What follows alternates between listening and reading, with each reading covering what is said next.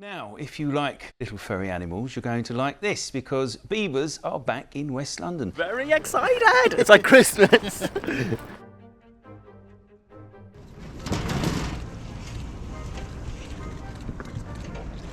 Beavers just swam off into the lagoon, swimming around, doing their beavery things. They're back where they belong.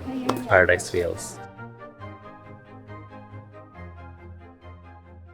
I'm Dr. Sean McCormick and I live in the borough of Ealing in London. And in 2016 I set up Ealing Wildlife Group to protect and enhance urban nature.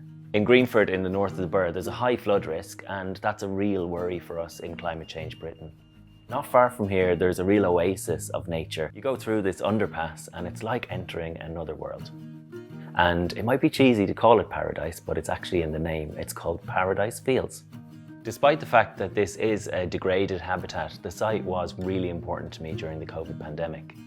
Like a lot of the British public at that time, I was getting out in nature, and I did become a little bit obsessed with one particular mammal, or rather the absence of it.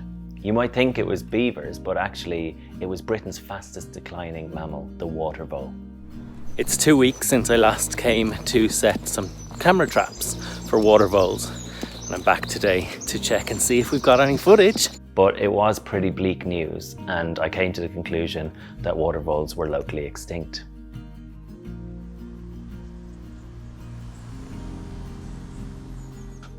My name is Elliot Newton. I'm one of the co-founders of Citizen Zoo. We're an organisation that specialises in rewilding and species reintroductions, and we've successfully reintroduced water voles into Greater London. And Citizen Zoo were curious to find out if Paradise Fields had potential for a water vole reintroduction. So what do you reckon? What's the consensus? Yeah, so in its current condition, it's just not suitable for water voles. The habitat just wasn't quite right. There was, however, one large lagoon that showed some promise, and visiting that gave us an idea. Around that time, Citizen Zoo had set up the London Beaver Working Group. So we'd been searching across London for a site suitable for beavers, and here was Sean with the Ealing Wildlife Group with a site that might not be perfect for water voles, but certainly could be great for beavers. We realised if we brought beavers here, they would actually create optimal water vole habitat. So it might be surprising for some people to hear, but beavers are free living across many parts of England. There's actually some living in nearby Kent. So sooner or later, these beavers are going to naturally recolonise London's waterways. So this project is about preparing us for that eventuality. But not only that, having beavers upstream of urban Greenford will reduce its flood risk. Beavers are a native species we've lost, and we have a duty to bring them back. Paradise Fields is managed by Ealing Council. Ealing Council were up for it, so it looked like we were all aboard the beaver train. Across Europe and North America, you can find beavers living in the heart of urban environments. So they're not the wilderness species that some people might think they are. Beavers have been reintroduced across the UK, but nowhere as urban as this. To reintroduce beavers, you do need a licence from Natural England. And their major concern on this site was that it is very urban and it was going to be open to the public. Here we are now in 2023 with the daunting challenge of erecting 1.2 kilometres of beaver-proof fencing. Driving through here, concrete jungle, and then you're opened up to this beautiful site.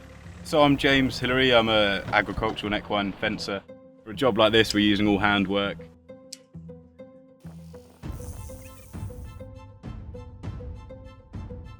It's around 300 posts, and they're at 4 metre spacings. 2 weeks, 4 people. This is our 6th day. It does get exhausting. We're on the home stretch. We've got all the posts in the ground now.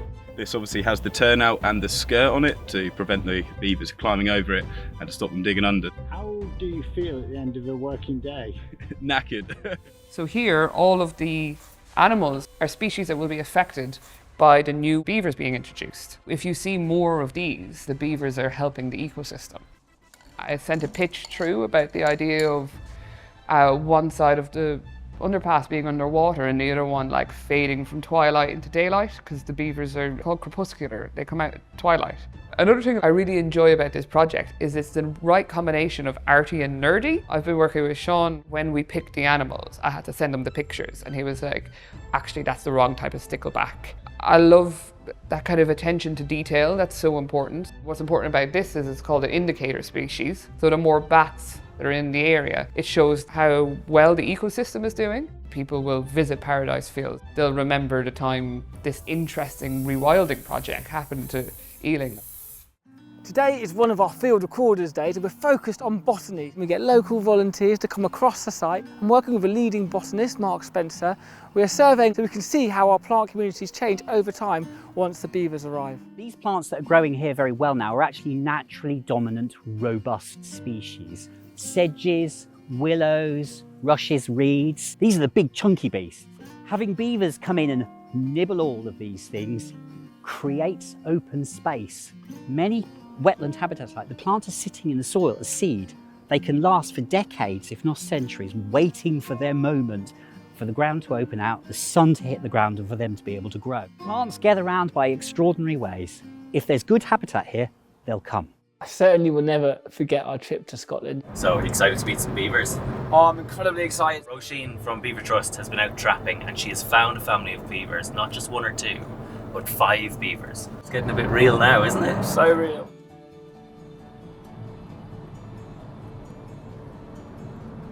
How incredible is that view? The sun came out for us, Elliot.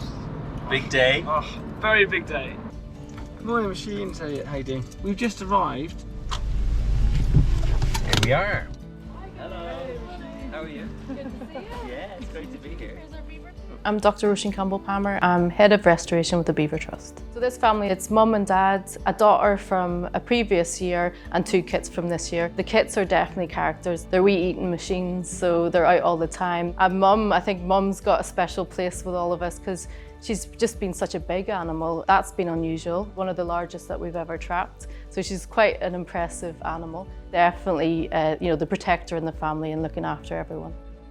Also, have to say, how cute is the kit? It's like a little teddy bear, isn't it? They are absolutely beautiful creatures. Totally. They're hopefully going to change a few hearts and minds in London and beyond, not only changing their landscape, but I think they've got a really, really important job to do. Well, if these guys can't do it, I don't know who can. So the beavers are trapped in conflict areas under licence. So we bring them into our holding facilities at Five Sisters Zoo. They undergo a series of health checks just to make sure the beavers are in the best condition and fit for release. It was absolutely crucial to observe a beaver health check. I'm also a vet, so if the beavers get sick when they come to Ealing, I'll be on the front line to look after them. So we go through a set process. This has been agreed with not only vet specialists, but also it's a licensed condition. We take fecal and blood samples and run a whole range of disease screening. We are doing things like weighing the beaver, checking it's in good body condition, see if it has any injuries, if it needs any veterinary assistance. This is a fantastic chance to see a beaver's dentition, which really is the secret to their lifestyle of taking down trees. So they've got these enormous incisors, upper and lower. You can see they're orange because the outer surface is lined with iron to strengthen them, giving this chisel-like appearance. This tooth will grow 1 to 2 centimetres a month. Wow. So if they snap off, they'll regrow. Well, Sean, your animals all look in good health, so I think they're good for release. We were incredibly relieved to find out that our beavers had passed their health checks, making it possible to translocate them down to London. Very excited! It's like Christmas! We want to really minimise the amount of time they're in the crates and the amount of journey time. So actually driving through the night from Scotland to London is a good quiet time. I never thought my life would lead me to a moment when I'm carrying a 30-kilogram beaver through a field. We've got Dad, the last to join the family. There's 4 crates. We've got Mum in one, we've got Dad in one, we've got an older daughter from last year in one, and we've got the 2 kids in one. We're here, the mayor's about to arrive, we're about to We're going to go now, so thank you all for coming to the Ealing Beaver Project. It's been a massive effort from a lot of people, a lot of volunteers, community project, real collaboration. So I hope we all have a good time, and I hope this all goes to plan.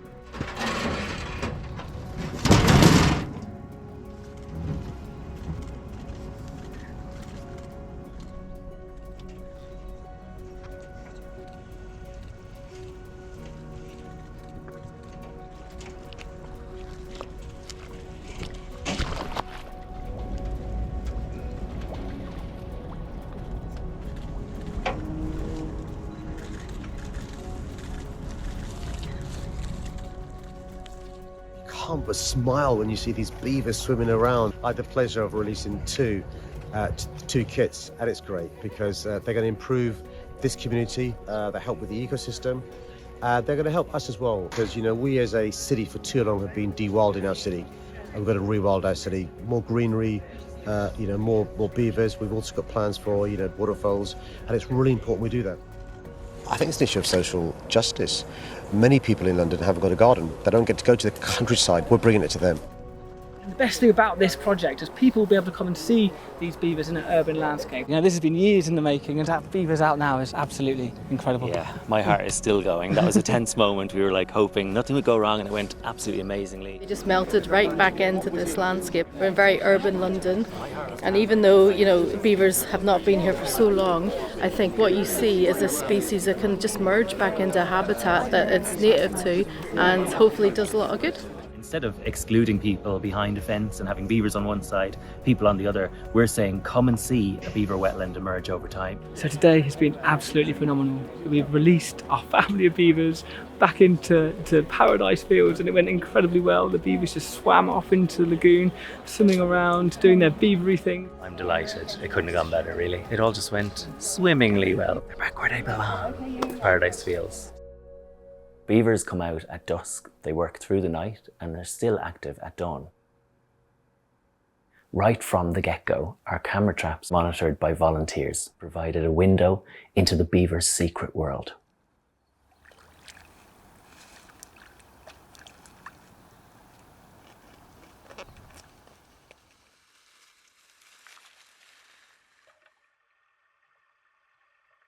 Nature thrives where there's intermediate disturbance.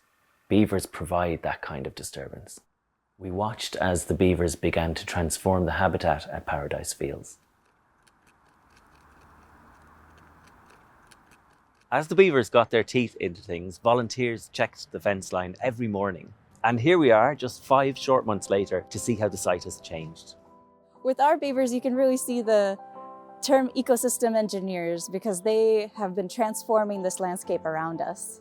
It's tempting to think that tree felling is destructive, but tree species like the willow have evolved alongside beavers.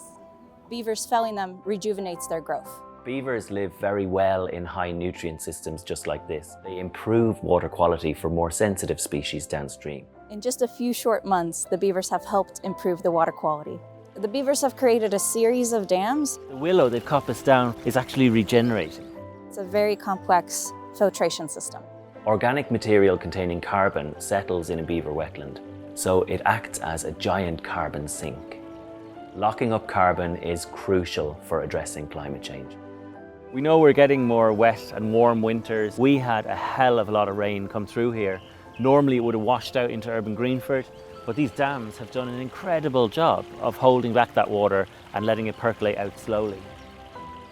When they make a dam like this, you get a pond forming upstream, a big open life-filled pool that really attracts a lot of wildlife. Things like midge larvae that grow into food for bats. You get damselflies, you get dabbling ducks and frogs and newts in the shallows. And most importantly, you get a lot of new species of plant that provide food and cover for water voles. Beaver dams raise and stabilize the water levels. And over time, the water will spread out and create naturally occurring floodplains. Beaver wetlands can flood trees, creating deadwood, which boosts biodiversity from the bottom up. This reed bed here was really dense and impenetrable, and you can see the beaver highways they've carved out of it, introducing more light into the system, and that will allow the more delicate aquatic plant life to establish. Clean water plus light equals life. Now nature has all the niches and microhabitats it needs to really flood in here and thrive. This project was born out of my obsession with water voles, and now thanks to the beavers, it's well on its way to being water vole ready, and plans are afoot to release them here. This project is more than just rewilded land. A community has built around this project. We are a rewilded people.